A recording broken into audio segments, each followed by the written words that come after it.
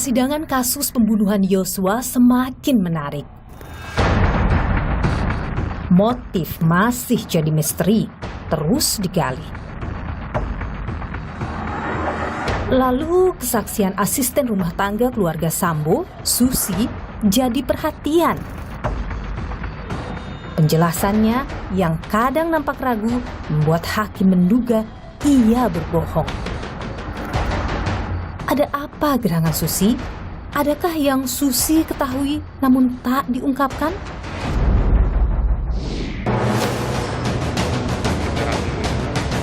Saudara Putri Candrawati, saudara jawab tidak tahu. Apa alasan saudara meninggalkan? Ya pengen beres-beres aja di bawah. Bukan, karena saudara banyak bohongnya.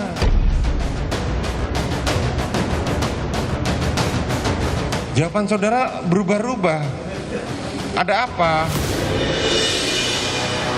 Kalau keterangan saudara berubah, saya perintahkan jaksa penuntut umum untuk proses saudara.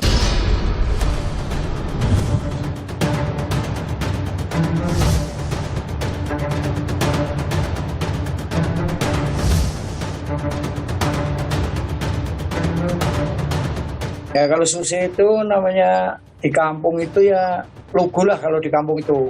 Tuh lugu dia tuh uang ke Jakarta ya baru satu kali itu dia. Setelah muncul kasus pembunuhan Yosua di rumahnya Pak Ferdi Sambo, pernah Susi mengeluhkan soal ia diperintah atau ia ditekan atau mungkin ada yang menelpon ke Bapak? Apa yang disembunyikan Susi menurut Anda? Supaya tetap pembunuhan almarhum Yosua ini adalah akibat dugaan pelecehan.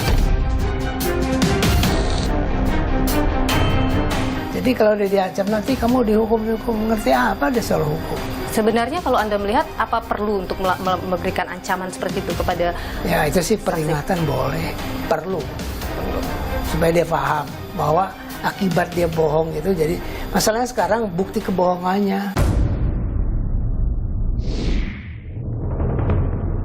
Saudara, kami mendapatkan dokumen berita acara pemeriksaan atau BAP Susi ART keluarga Ferdi Sambo.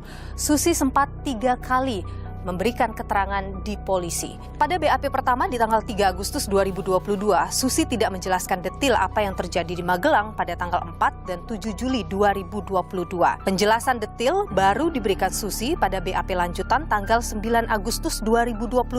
Namun pada pemeriksaan lanjutan 10 Agustus, Susi kembali mengubah keterangannya. Ada 3 hal saudara yang disampaikan Susi dalam BAP yang kembali ditanyakan dalam persidangan. Pertama, soal kejadian pada tanggal 4 Juli 2022 di Magelang. Dalam BAP tanggal 9 Agustus 2022, Susi menyebut sekira pukul 22 waktu Indonesia Barat saat tengah berkumpul dan berbincang di ruang tengah, tiba-tiba Yosua mengangkat badan Putri Candrawati yang sedang rebahan. Hal ini lalu direspon oleh Richard Eliezer dengan mengatakan, "Jangan gitulah Bang." Dan dilanjutkan kuat dengan bilang, "Yos, jangan gitu, itu ibu bukan orang lain." Yosua pun menurunkan Putri. Putri lalu pergi ke kamarnya di lantai 2 rumah. Keterangan ini lalu diubah Susi dalam BAP lanjutan kedua pada 10 Agustus 2022. Susi bercerita, sekira pukul 18 waktu Indonesia Barat, usai ia mengantarkan minuman pada Putri di ruang tengah, ia melihat Yosua secara tiba-tiba mengangkat tubuh Putri. Kuat marah dan berkata, "Kamu siapa?" Lalu Yosua keluar dan datang kembali dengan Richard Eliezer dan berkata, "Chad, ayo kita angkat, pindahin aja." Kuat lalu berkata, "Nggak ada angkat-angkat ibu." Mendengar itu, Yosua dan Richard pun keluar. Putri Candrawati lalu berkata pada Kuat, "Nanti akan saya bilang ke Bapak kalau kurang ajar lagi." Ada 2 hal yang berubah di sini saudara. Pertama soal waktu kejadian dan yang kedua adalah detail peristiwa yang terjadi pada tanggal 4 Juli itu. Mengapa? Dan saudara, hakim pun mencecar Susi terkait peristiwa ini. Saya lihat Om Joshua menghampiri ibu untuk ingin mengangkat ibu, tapi nggak sempat diangkat. Habis itu dilarang sama Om Kuat, jangan diangkat. Ada saudara terdakwa di situ? Belum ada. Habis itu Om Joshua pergi. Ini di BAP ngomong begini loh, terdakwa mengatakan jangan gitulah Bang. Ya, Kok kan, sekarang kan Om Joshua manggil Om Richard buat ngangkat ibu. Tapi Om Joshua, Om Richard ngomong jangan dipaksa lah bang, secara pelan-pelan gitu. Joshua sudah sempat mengangkat seperti yang kamu terangkan di BAP. Sempat mau ngangkat. Gimana ceritanya sempat mau ngangkat? Sempat diangkat apa enggak?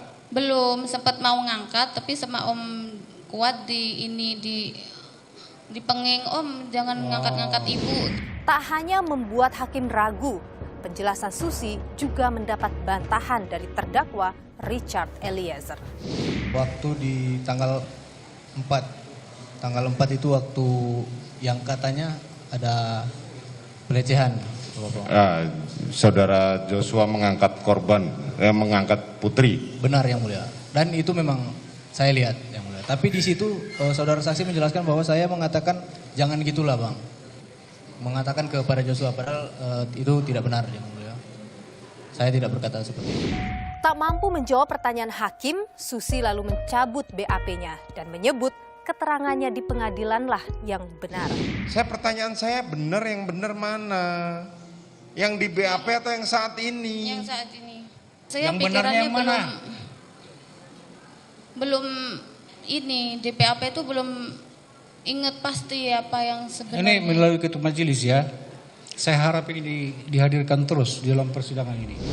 Yang menjadi sorotan selanjutnya adalah peristiwa yang terjadi pada tanggal 7 Juli 2022 di Magelang. Ada dua peristiwa di sini, saudara. Yang pertama adalah sebelum Putri ditemukan tergeletak di depan kamar mandi, yang disebut oleh Putri dalam analisis psikologi forensik bahwa pada saat itulah peristiwa dugaan pelecehan terhadap dirinya terjadi. Dalam BAP, Susi menyebut ia yang duduk di tangga mendengar suara Putri menangis, namun tak berani mengecek kondisi Putri.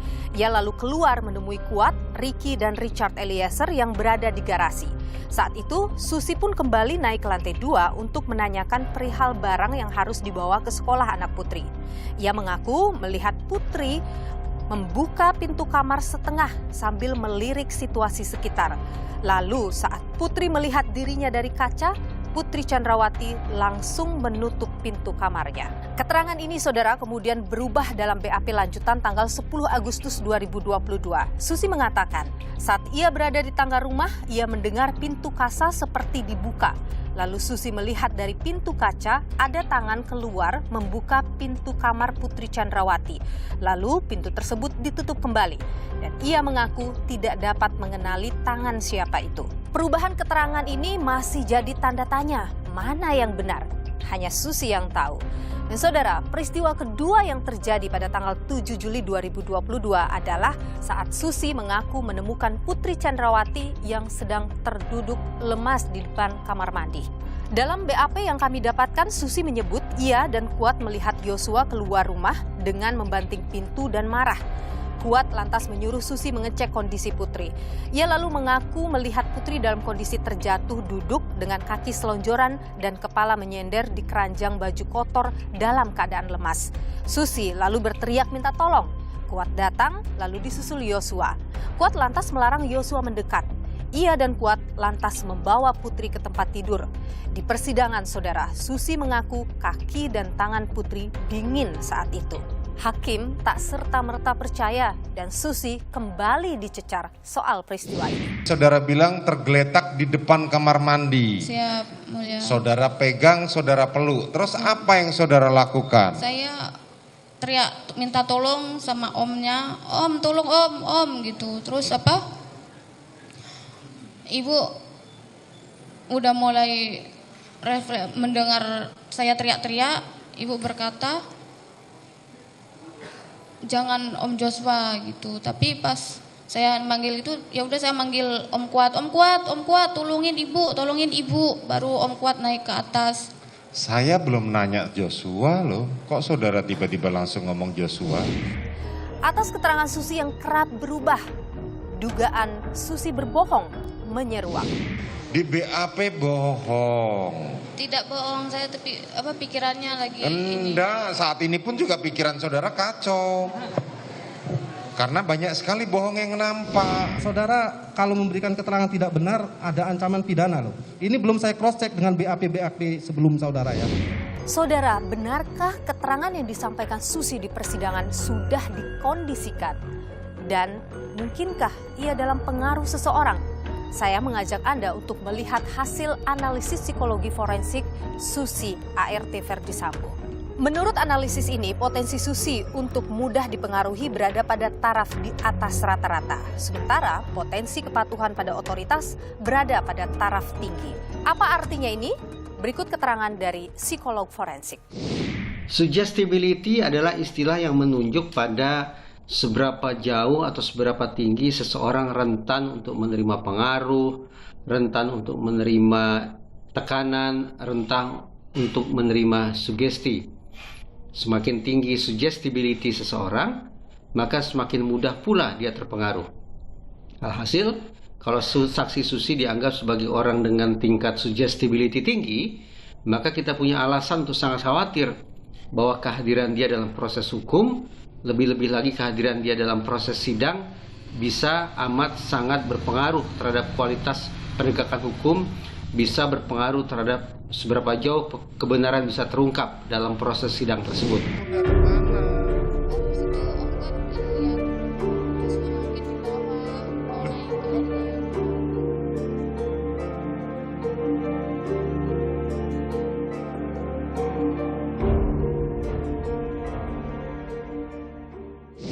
Susi terus menjadi perhatian dan tentu banyak yang juga ingin tahu seperti apa sosok Susi di mata keluarga dan juga di mata suaminya. Saat ini saya sudah bersama dengan suami dari Susi, ART keluarga Verdi Sambo, Kujaini Tamsil atau Pak Jeni. Pak Jeni, saya ingin tahu dulu kapan Anda terakhir berkomunikasi dengan Susi, istri Bapak? Udah minggu lalu, Mbak. Sebelum ia diperiksa di persidangan? Ya belum. Ya. Belum itu. Apa yang dikomunikasikan? Ya dia cuma tanya, halo gimana anak-anaknya sehat apa tidak? Sehat, alhamdulillah sehat. Di situ bagaimana kabarnya? Ya juga sehat. Cerita Susi waktu itu dia tinggal di mana? Kalau itu mah dia katanya kerja di tempat Pak Sambo gitu dari dulu kerja tempat Pak Sambo. Jadi pada saat ditelepon itu Susi masih berstatus kerja di sana ya dan tinggal di rumah. Ya, masih. Di rumah Pak Verdi Sambo. Ya. Tidak pernah cerita Susi bahwa ia akan dipanggil untuk jadi saksi di persidangan. Nggak pernah, Mbak, nggak pernah. Tiba-tiba ada di TV. Setelah dia muncul di TV, Bapak nonton, Bapak sempat menghubungi Susi? Enggak. Saya itu HP nggak aktif. HP-nya Susi tidak aktif lagi? Tidak aktif. Jadi sampai sekarang belum sempat berkomunikasi dengan Susi lagi, Pak? Ya belum. Sini mau ngobrol ke sana kan juga kalau namanya di kampung kan rusak sinyal, pulsa saya tidak ada. Bapak pernah mungkin sebelumnya ya berkunjung ke Jakarta melihat atau menemui Susi? Belum pernah saya nemuin Susi ke tempat kerjaan dia, belum pernah. Susi selama ini Pak pernah cerita mungkin tentang keluarga Pak Verdi Sambo atau tentang teman-teman kerjanya di Jakarta? Pokoknya nggak pernah cerita itu, ceritanya cuman pokoknya jangan khawatir, makan di sini nggak kekurangan, makan penuh. Ya memang di video call itu saya lihat penuh memang. Saya juga ya sering dipaketin makanan gitu loh, roti hari ini gitu. Susi pernah cerita seperti apa kerjanya di Jakarta Pak? Kerja enak, dia hampir 3 tahun aja lebih situ. Cerita tentang teman-temannya misalnya sesama rekan kerjanya di sini? Di situ enggak pernah, cuman itu kan adik saya 3 di situ dulu. Maksudnya adiknya Bapak, adiknya Pak Jeni? Iya. Kerja di? Pak Sambo, Mbak, situ. Oh, berarti selain Susi ada adik Bapak 2 orang kerja juga di sini bersama Verdi Sambo. Masih sampai sekarang Pak? Masih 1 di saya situ. Siapa Pak? Rodia. Mbak Rodia masih 1 di situ. Setelah peristiwa adanya pembunuhan di rumah majikannya atau di rumah Pak Verdi Sambo, pernah diceritakan ke Bapak? Enggak pernah. Ya, enggak pernah. Hanya saya kaget, dia enggak pernah cerita apa-apa masalahnya. Susi kan terlihat ketakutan atau banyak berpikir. Susi itu sebenarnya bagaimana sih Pak? Ya kalau Susi itu namanya di kampung itu ya lugu lah kalau di kampung itu. Tuh, lugu dia tuh uang ke Jakarta ya baru 1 kali itu dia tuh. Mungkin dia ya takut bagaimana uang, sedangkan saya aja suruh jadi saksi orang cerai aja di tempat persidangan takut ya, apalagi perempuan ya kan. Apa yang kira-kira membuat Susi mungkin takut begitu dalam persidangan menurut Bapak sebagai suaminya Susi? Tentu lebih tahu soal Susi itu bagaimana. Saya nggak tahu, mungkin jadi namanya orang takut kan kadang-kadang ngomongnya kan nggak jelas kayak gitu kan. Susi diduga berbohong, Pak. Menurut Bapak gimana? Kalau itu saya nggak bisa nilai apa-apa ya. Kalau saya nganggapnya nanti jujur, sana ngomongnya bohong, saya kan nggak tahu. Tapi ketahuan saya itu kalau di kampung ya, tetangga-tetangga itu tahu kayaknya nggak pernah bohong. Susi bukan tipikal orang yang berbohong begitu menurut Bapak ya? Ya kalau di kampung sama suaminya ya nyatanya kalau saya tinggalin duit 100 itu dia habis 50 ya ngomong itu buat belanja ini sayuran gitu. Nyatanya kayak gitu. Terakhir ketemu dengan Susi, bertemu fisik ya Pak, artinya mungkin Susi ke kampung itu kapan Pak terakhir? Pas motong rambut anaknya itu, anaknya kan di kampung namanya Gembel itu kan, dua kan yang itu kan motong itu, ya itu pulangnya waktu dulu setahun lebih udah. Setahun lebih belum pernah pulang Susi? Belum, waktu motong rambut anaknya doang yang pulang. Tapi rutin mengirimkan uang untuk biaya? Ya rutin. Memang tulang punggungnya anak lah keluarga saya. Tulang punggung bener. Jadi Susi selama ini tidak pernah mengeluh soal kerjanya misalnya? Nggak pernah sama sekali, kalau mengeluh tuh nggak pernah. Oh dianya itu dari kampung tadinya kurus, di situ sekarang gemuk, ya kan? Mungkin ya makan memang penuh, mungkin ya enak, kalau kerja nggak enak kan nggak gemuk lah pasti. Tidak pernah juga mengeluh tentang teman-teman kerjanya, ajudan yang nggak lain pernah. Misalnya di rumah Pak Ferdi Sambo? Nggak pernah, wong sedangkan makan itu kadang-kadang ya adik saya sama apa itu suster apa itu kadang-kadang bareng-bareng, nggak pernah ngeluh. Anda kemarin sempat mengatakan meminta Susi untuk berbicara jujur. Kenapa Anda sampai mengirim pesan seperti itu ke Susi, Pak? Ya kalau saya itu nggak tahu anak, nggak tahu istri, nggak tahu teman, semua itu harus jujur. Namanya orang jujur itu insya Allah makmur. Kalau orang nggak jujur itu hancur. Minta saya sama istri, pesan saya dari dulu ya yang jujur. Apakah Susi ini ketika ada hal yang terjadi ia cenderung memikirkannya, cenderung mudah tertekan gitu Pak? Itu ya kadang-kadang kalau saya badan kesal itu tak bentak itu aja dia kan kadang-kadang nangis. Orangnya perasa begitu ya Pak ya? Iya. Ya, pokoknya saya minta ya yang jujur. Setelah muncul kasus pembunuhan Yosua di rumahnya Pak Ferdi Sambo, pernah ada yang atau Susi mengeluhkan soal ia diperintah atau ia ditekan atau mungkin ada yang menelpon ke Bapak? Enggak ada. Bapak ada niat untuk menghubungi Susi lagi atau mungkin bertemu dengan Susi dalam waktu dekat ini? Lah saya yang enggak Pak lah. Saya masalahnya satu ongkos. Kedua ya saya itu rasanya tega, saya cuman doakan saja dari rumah. Semoga jangan kena masalah apa-apa. Masalah tulang punggung anaknya. Anaknya masih kecil-kecil Mbak, umur 6 tahun sama 7 tahun. Tentu anak-anak menonton dong ibunya. Iya nonton, yang satu itu makanya satu itu nggak mau sekolah. Yang satu lihat mamanya kayak gitu terharu nangis. Kenapa nggak mau sekolah? Katanya malu, katanya mama. Saya itu mama kamu katanya di sidang tuh mau dihukum katanya gitu, jadi malu. Baik, kami juga sebenarnya mencoba menghubungi Susi namun masih belum bisa juga. Mudah-mudahan nanti Pak Jenny juga bisa segera berhubungan atau menghubungi kembali Susi, istri Bapak. Terima kasih Pak Jenny Tamsil atas waktunya di program Nilu. Sehat selalu. Sama-sama, terima kasih juga Mbak.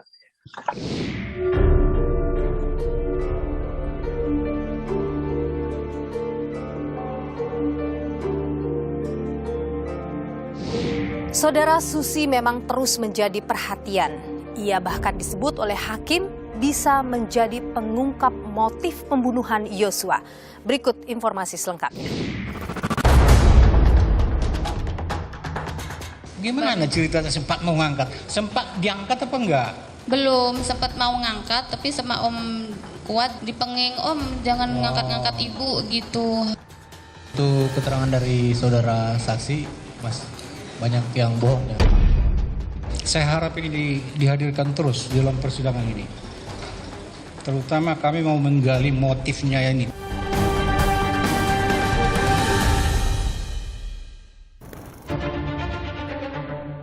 Susi, asisten rumah tangga Ferdi Sambo, hadir sebagai saksi dalam sidang kasus pembunuhan berencana Brigadir Yosua dengan terdakwa Richard Eliezer di Pengadilan Negeri Jakarta Selatan. Kemunculan Susi menarik perhatian. Pasalnya selama persidangan, hakim dan jaksa dibuat geram oleh tingkah Susi. Kapan saudara kuat menyuruh saudara untuk melihat ke... Berkali-kali hakim menegur Susi yang dianggap tidak serius menjawab pertanyaan. Sejumlah pertanyaan sederhana terkait keseharian Ferdi Sambo di rumah tak mampu dijawab Susi dengan lugas. Bahkan ketika hakim memancing dengan pertanyaan perihal anak bungsu Sambo, Susi menjawab terbata-bata. Berapa sih anaknya saudara Putri itu? 4 sama yang kecil, Mulia. Terus yang keempat? Mas Arka, Umur berapa Arka? 1,5 tahun. Sejak kapan bergabung dengan rumah Saguling? Sejak bulan Juli. Om Kuat, Bukan, saudara Arka, anaknya yang nomor kecil. Sejak kapan? dulu lahir di Bangka. Ibunya siapa yang melahirkan? Ibu Putri Tanrawati. Saudara bohong? Saudara sudah disumpah loh. Saudara jangan bohong. Siapa yang melahirkan? Kesaksian Susi di persidangan ternyata banyak yang tak sesuai dengan berita acara pemeriksaan atau BAP saat proses penyidikan di kepolisian. Atas hal ini, hakim mengancam memidanakan Susi. Keterangan saudara berbeda dengan yang lain, saudara bisa dipidanakan loh. Pikirkan dulu, jangan jawab cepet-cepet. Saya nggak nanya langsung buru-buru jawab. Terdakwa Richard Eliezer pun membantah sejumlah kesaksian Susi. Untuk keterangan dari saudara saksi, Mas, banyak yang bohongnya. Tak hanya Susi, asisten rumah tangga Sambo yang lain Daryanto alias Kodir turut dihadirkan jaksa sebagai saksi dalam sidang kasus perintangan penyidikan pembunuhan Brigadir Yosua dengan terdakwa Hendra Kurniawan dan Agus Nurpatria. Kodir diminta bersaksi atas keberadaan kamera pengawas CCTV di rumah Sambo. Sama seperti Susi, hakim dan jaksa juga dibuat kesal oleh Kodir. Bahkan, Kodir sempat ditegur karena tertawa-tawa saat jaksa tengah mencecarnya dalam persidangan. Serokan yang batal itu, Pak. Selokan. Iya, Pak. Lancar banget saudara ngejawab. Kayak menghafal. Siap, saya nggak apa. Ya? Jangan bohong lah, jangan ketawa-ketawa. Sikap dua asisten rumah tangga Ferdi Sambo di persidangan menimbulkan tanda tanya. Susi yang berada di tempat kejadian sebelum Yosua tertembak dan Kodir yang berada di lokasi setelah Yosua tertembak kompak memberikan kesaksian berbelit-belit. Apakah mereka murni tidak mengetahui kejadian sesungguhnya atau ada fakta yang disembunyikan demi sang majikan? Mungkinkah Susi memiliki kartu as yang bisa mengungkap peristiwa berdarah ini? Niluh mencari jawaban. Saudara, dalam persidangan, hakim meminta kepada jaksa penuntut umum untuk terus menghadirkan Susi ART Ferdi Sambo. Hakim berpendapat bahwa Susi ini akan mampu mengungkap motif pembunuhan terhadap Yosua Huta Barat. Kita dengarkan bersama berikut ini. Ini melalui ketua majelis ya. Saya harap ini dihadirkan terus dalam persidangan ini. Terutama kami mau menggali motifnya ini, pembunuhan ini. Mungkinkah memang Susi ini akan bisa mengungkap motif dari pembunuhan ini dan apa yang sebenarnya ingin dilihat oleh hakim di sini? Kita perbincangkan hal ini bersama dengan pakar hukum pidana dari Universitas Padjadjaran, Profesor Romli Atma Sasmita. Prof. Romli, sehat selalu? Alhamdulillah sehat. Prof. Romli, dalam persidangan Susi dicecar habis terkait dengan kejadian yang terjadi di Magelang 4 dan 7 Juli. Ada motif sepertinya yang terus ingin digali oleh hakim. Anda melihat apa yang dilakukan hakim ini, bagaimana Prof? Kita kembali ke dakwaan jaksa. Awal kan, itu basisnya untuk persidangan, untuk pembuktian itu di dakwaan jaksa. Yang jelas 2 pasal kan, 338, 340, kemudian obstruction of justice. Saya paham bahwa memang hakim ingin menggali motif ya. Tapi kan motif pelecehannya sendiri sudah jelas tidak ada. Kalau lihat dari keterangan-keterangan semua kan hanya pengakuan satu-satunya dari Putri, nggak ada lagi. Ya. Sekalipun Susi, sekalipun Kuat, Ma'ruf, sekalipun siapa lagi tuh, ada kan di sana? Ada Richard dan iya, Ricky. hanya mendengar. Jadi semua itu pelecehan itu keterangan yang dia dengar, bukan yang dia lihat dan dia alami, kan gitu harusnya. Artinya tidak bisa dibuktikan. Meskipun dari pihak pengacara menyebut bahwa kalau pelecehan seksual kan bisa dilihat dari satu pengakuan korban, yang kedua ada juga analisis psikologi forensik yang menyebut itu. Kecuali begini ya, si Putri bilang, nih saya dilecehkan, nih luka-luka, nih lebam, nih tampar, lain. Ada visum? Gitu? Ya ada enggak visumnya? Tidak ada visum memang ada di sini. Ada visum, jadi ngarang. Oke, jadi kenapa hakim ingin sekali mengungkap soal motif? Apa Karena yang mau begini, didapat? Itu teori ya, itu teori hukum pidana. Nggak mungkin ada asap kalau nggak ada api, ngerti nggak? Teori sebab, musabab kejahatan. Musabab terjadinya pembunuhan, apa pentingnya bagi seorang hakim? Ya, dia kan harus mempertimbangkan semuanya. Harus adil, harus objektif. Hanya jangan karena dengar-dengar dari pihak lain, pihak sana kan. Dia juga ingin tahu persisnya seperti apa ini kejadian. Cuman mencari sebab itu hanya sebetulnya menurut saya mencari hal yang meringankan. Meringankan untuk Sambo. Ferdi Sambo. Iya, sebetulnya kalau itu digali adalah pertimbangan-pertimbangan hal yang bisa dipertimbangkan selain hanya bukti mati, bukti akibatnya mati itu ya. Jadi hakim hanya ingin memberikan keyakinan pada dirinya ya, juga bahwa dia memang dia tanda petik ya, bahwa melakukan pembunuhan itu bisa dipahami, bukan bisa dimaafkan, bisa dimaklumi, bisa dipahami. Permakluman ya, Prof. Iya, bisa dipahami dia membunuh. Tapi masalahnya kalau itu diketahui ya bisa dipahami lah kamu marah. Tapi masalahnya kenapa mati? Nah ini akhirnya ya efisiensi kinerja pengadilan menjadi terhambat. Kan peradilan itu harus murah, sederhana, cepat. Efisien. Bagaimana mana cepat ini? 12 saksi belum lagi di cross lagi. Menurut Prof terlalu lama untuk menggali motif itu ya, Prof? Terlalu lama. Oke. Prof, kalau misalnya ada hakim menggali soal permakluman tadi yang Prof sebutkan, artinya itu bisa menguntungkan Ferdi Sambo? Tanda petik. Bisa menguntungkan, bisa memberatkan. Artinya hakim yakin bahwa memang tidak ada pelecehan, tidak ada bukti-bukti yang kuat. Kalau mendengar keterangan Susi yang berbelit-belit di persidangan, kemudian cara hakim yang mencecar Susi begitu keras. Yang bohong yang mana? Yang di BAP atau yang saat ini? Yang di BAP, soalnya Om Kuat nyuruh saya untuk memapah ibu. Saya mengangkat memapah ibu untuk ke lantai 2. Di BAP bohong. Tidak bohong, saya tapi pikirannya lagi. Enggak, saat ini pun juga pikiran saudara kacau. Melihat teknik itu cukup fair untuk Susi, seorang ART. Semua saksi itu kan diperiksa di BAP. Istilah kita BAP ya, di polisian. Hasilnya diperiksa jaksa. Kalau jaksa mengatakan lengkap berarti kan udah masalah. Tidak ada masalah BAP. Tapi kemudian saksi kemudian belit-belit atau dua. Lihat pendidikan si Susi, pendidikan yang satu lagi laki-laki. Apa dia ngerti apa yang ditanyain oleh polisi? Jangan-jangan begini, BAP-nya dibikinin sama polisi ya, diisi aja jawabannya. Ditekan. Mungkin saja itu, Prof. Ya mungkin aja, kenapa? Itu yang membuat Susi berbelit-belit menurut Prof. Dia nggak ngerti apa yang dia jawab di BAP.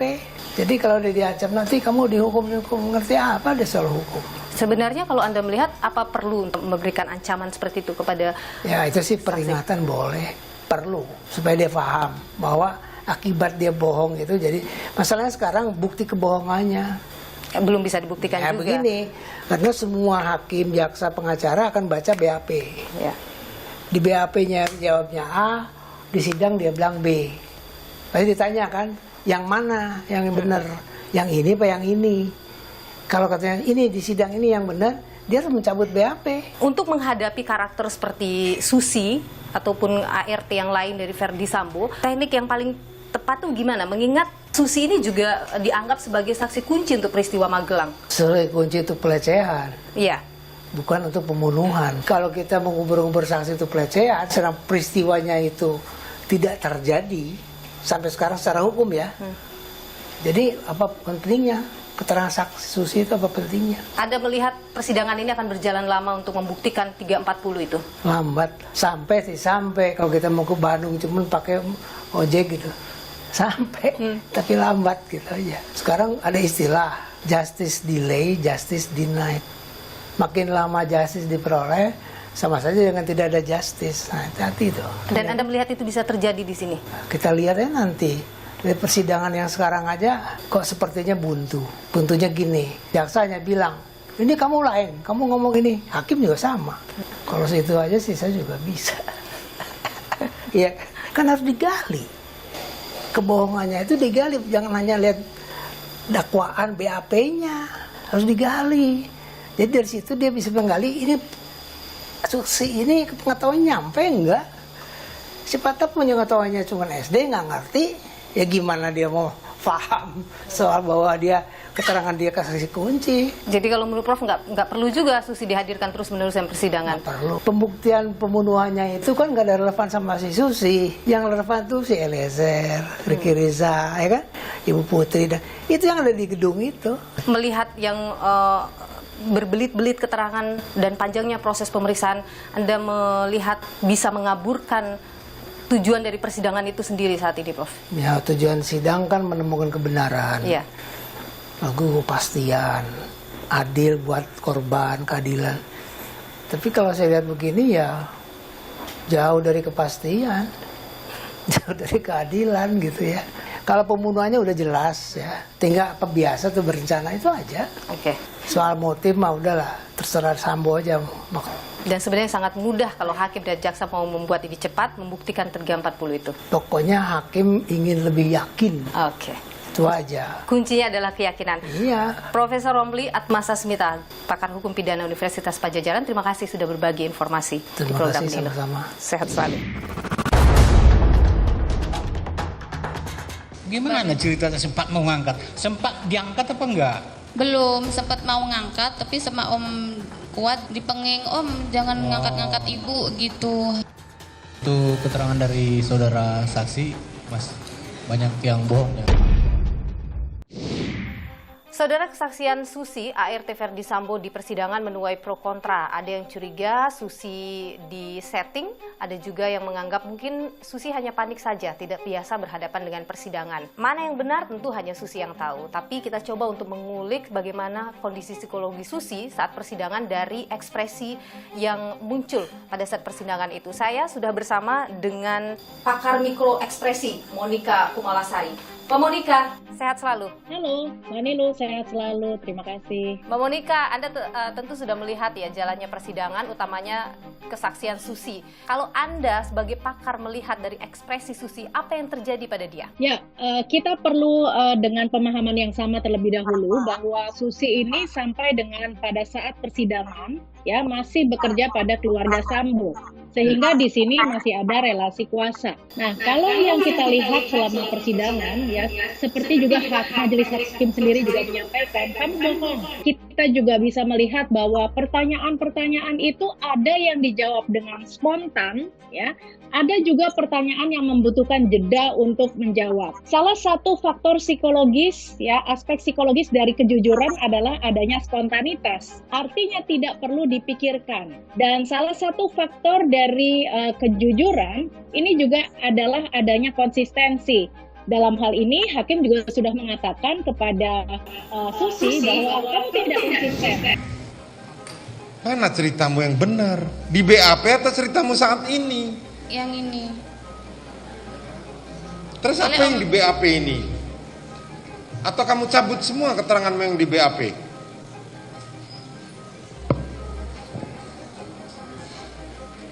Saya bilang kepada saudara ya, kalau bohong itu konsisten. Jawaban saudara berubah-ubah. Ada apa? Nah, yang terlihat pada saat Susi ini menyampaikan jawaban dari pertanyaan-pertanyaan majelis hakim, ya, kita tidak mendapatkan emosi yang terlihat di wajahnya. Dalam hal ini, wajah adalah merupakan kanal yang paling jujur untuk melihat emosi seseorang. Ya, ketika seseorang masuk dalam suatu situasi persidangan, kemungkinan ada rasa gugup, ada rasa takut dan sebagainya, ya. Tetapi itu tidak ditunjukkan di ekspresinya, tetapi justru malah yang ada adalah cognitive loading atau berpikir keras.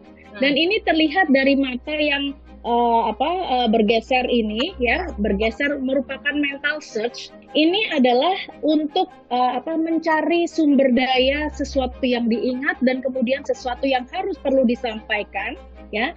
Dalam hal ini juga Susi berusaha untuk menampilkan jawaban-jawaban yang mungkin yang terbaik atau sesuai dengan pesanan atau sesuai dengan saran dari seseorang. Anda mencurigai bahwa apa yang disampaikan oleh Susi dalam persidangan itu bukan kejujuran. Informasinya tidak cukup akurat. Tidak akurat bisa dikatakan juga tidak jujur, atau tidak akurat boleh dikatakan jujur juga. Kalau saya mengatakan tidak cukup kredibel informasi ini karena dari apa yang disampaikan juga berubah-ubah. Nah, tidak jujur atau berbohong ini adalah ranahnya dari majelis hakim untuk mengatakan itu. Ia takut tertekan karena pengaruh hakim yang bertanya dan jaksa yang bertanya begitu keras, atau dia takut karena khawatir mungkin ada yang kelupaan untuk disampaikan dari apa yang sudah ia hafalkan mungkin saja. Dalam hal ini karena Susi juga adalah orang awam yang pengalaman untuk maju ke persidangan itu adalah tidak pernah dialami sebelumnya, sehingga pertanyaan-pertanyaan dari majelis hakim dan juga situasi di dalam persidangan ini tentunya akan menimbulkan situasi yang tidak menyenangkan. Menghadapi orang yang seperti Susi ini, bagaimana sebaiknya hakim dan jaksa saat bertanya? Dalam mendapatkan keterangan yang lebih banyak bisa digali adalah hadirkan suasana yang nyaman, bahwa kita ini membutuhkan informasi dia dan apapun yang ingin disampaikan, ini adalah merupakan sesuatu yang akan membantu kita. Jadi berikan rasa nyaman dan aman kepada Susi. Jadi kalau dengan mengatakan Anda bisa diancam pidana dan sebagainya, itu justru tidak membantu kalau menurut Anda, ya? Ini akan semakin blocking karena Susi juga masih dalam relasi kuasa dengan keluarga Sambo. Baik. Monica Kumalasari, pakar mikroekspresi, terima kasih atas informasi Anda di program Niluh. Sehat selalu. Saudara, terkait dengan pernyataan yang muncul di persidangan dari ART Ferdi Sambo, Susi, yang diduga oleh banyak pihak ada kebohongan di dalamnya, termasuk juga oleh pengacara keluarga Yosua, Kamarudin Simanjuntak, yang juga mengancam bisa melaporkan Susi apabila memang keterangan yang diberikan palsu. Saya sudah bersama dengan Kamarudin Simanjuntak. Bung Kamarudin, sehat selalu. Sehat. Anda berencana melaporkan Susi, Anda menduga keterangan Susi di persidangan bohong, benar begitu? Betul, jadi keterangan itu Susi ini keterangan yang didoktrin atau keterangan yang disuruh dihafal-hafal, diduga menyuruh pengacaranya atau kuasa hukumnya. Kalau saya jadi jaksa dan hakim, harusnya perintahkan dulu dia ke ruangan khusus untuk diperiksa oleh polwan atau oleh petugas kejaksaan perempuan. Diperiksa dulu apakah dia memasang alat-alat. Kenapa Anda bisa punya kecurigaan bahwa ada alat yang dipasang? Karena ketika ditanya jaksa atau hakim, dia seperti menunggu dulu penjelasan di telinganya, baru dia ucapkan. Jadi Anda merasa ia diarahkan atau dia menghafal? Dia sudah didoktrin dan disuruh menghafal. Oke, ini masih dugaan ya? Tentu belum bisa dibuktikan. Bung Kamarudin, Susi sepanjang persidangan ini dicecar soal kejadian di Magelang pada tanggal 4 dan tanggal 7 Juli 2022, di mana pada saat itu ada dugaan pelecehan kepada Putri Chandrawati. Apa yang disembunyikan Susi menurut Anda? Yang disembunyikan adalah supaya tetap pembunuhan almarhum Joshua ini adalah akibat dugaan pelecehan. Jadi Anda pun tidak percaya ada peristiwa pelecehan di Magelang? Ya, saya melihat muka Ferdi Sambo aja sama melihat Putri, itu tidak terjadi. Jadi tidak ada peristiwa itu di Magelang, menurut Anda? Tidak ada. Bung Kamarudin, yang juga menyita perhatian statement yang muncul dari Anda adalah Anda menduga Susi ini terlibat dalam menghilangkan barang bukti, yaitu membersihkan darah Yosua setelah terjadi penembakan. Anda dapat info dari mana? Ya dapat info dari orang-orang saya lah. Itu valid? ART ini kan dilibatkan untuk membersihkan. Dalam BAP-nya pun Susi tidak. Ya, tapi ada juga yang lain mengatakan dia ikut. Siapa yang mengatakan dia ART ajudan lain? Ajudan lain yang mana? Anda punya namanya? Itu ada yang mengatakan. Karena dalam persidangan kemarin juga yang muncul menyebutkan bahwa yang membersihkan darah itu adalah ART yang lain, Kodir yang laki-laki. Iya, tapi ada orang yang menyuruh kamu membersihkan darah tersebut. Ada, Pak.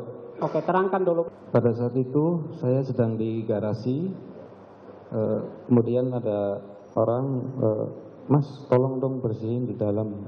Kemudian saya membersihkan. Membersihkan itu apa? Bagaimana? Menggunakan itu, Pak, serokan yang batal itu, Pak. Kemudian dibuang ke kamar mandi itu, Pak. Bukan Susi. Ya bisa saja itu benar, bisa juga tidak benar kan begitu. Artinya tidak bulat ini mengatakan Susi ikut atau tidak ikut kan begitu. Artinya kan ada kontroversi di situ. Saya pindah lagi ke hal mengejutkan yang Anda keluarkan dalam persidangan soal Putri ikut menembak Yosua. Hal ini kemudian dibantah oleh Putri Chandrawati. Kita dengarkan ya. Dan untuk Bapak Komarudin, mohon maaf Pak, saya terkejut ketika Bapak menyatakan bahwa saya adalah penembak ketiga. Karena pada saat kejadian saya berada di kamar sedang beristirahat. Kenapa Anda begitu berani menyebut Putri ikut menembak Yosua? Ini kan informasi. Ada 3 selongsong peluru.